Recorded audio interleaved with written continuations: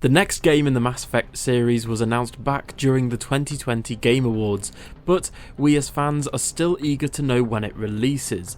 BioWare hasn't publicly named the title yet, but the community consensus is currently calling the next game Mass Effect 5, and until we get a proper name, we're going to have to keep calling it Mass Effect 5 essentially, but Mass Effect 5 is still in pre-production. But in a recent blog post teasing new details of the game, BioWare revealed that development has been proceeding very well. Now, since Anthem was essentially cancelled during live post-production, Andromeda has had a rough launch. Mass Effect 5 is a welcome opportunity for BioWare to bring back fans who left the series and welcome new fans to the universe. However, despite getting some N7-day reveals for the past 2 years straight in terms of posters and transmissions and that sort of thing and concept art, details on the new Mass Effect game are pretty light. What we do know that Mass Effect 5 looks to be a sequel to the original Mass Effect trilogy and Andromeda, as in the teaser trailer they have both references to Andromeda and the original trilogy in terms of voice lines, sound effects, Dead Reapers, etc. We also have details like it will feature returning characters from the original trilogy, as confirmed by the closing shot of the teaser trailer featuring Liara Tassoni in obviously the one that they showed at the Game Awards. So let's start off with the fact that during the latest alpha milestone update for Dragon Age Dreadwolf, BioWare mentioned Mass Effect 5 and its commitment to making it a single player only experience by stating, "We have a team hard at work envisioning what the future holds for the new single-player Mass Effect game."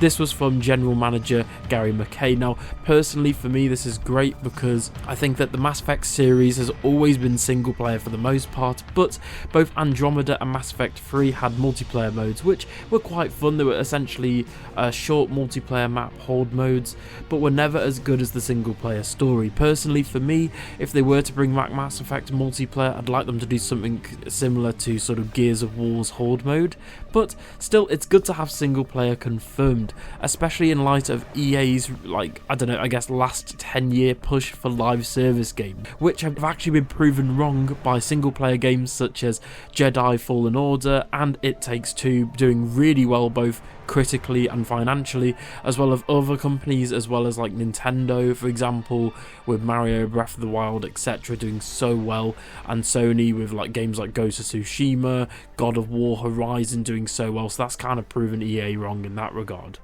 Now, the reason you've come to watch this video is when can we expect to see the next Mass Effect game, and when will the release date be? Well, we probably won't be seeing an official release date for quite some time, especially considering BioWare is still in the early stages of development for both Mass Effect 5 and Dragon Age Dreadwolf. However, it's going to be a bit of a wait longer for Mass Effect 5.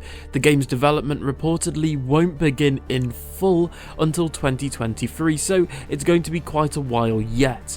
But what we can say is that it will launch on Xbox and the sort of Xbox series of game consoles, PC and PS5. But for me personally, it's really exciting knowing that we could have the first new Mass Effect game in almost, well, over 5 or 6 years, and it will be the first Mass Effect game to release on next gen hardware, which is, well, actually technically current gen hardware now, but it's just really exciting nonetheless. Also, in an official BioWare blog post, it states that the team is looking forward to sharing their vision for where they'll be going next with Mass Effect 5.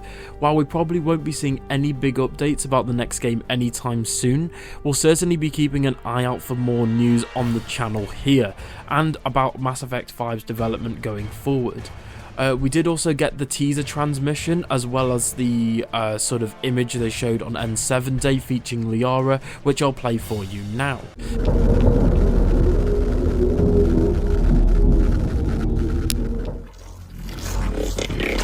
I can see it. How did we miss this? Exactly. The Council will be furious. Although they should know by now not to underestimate human defiance. Perhaps was the most endearing trait.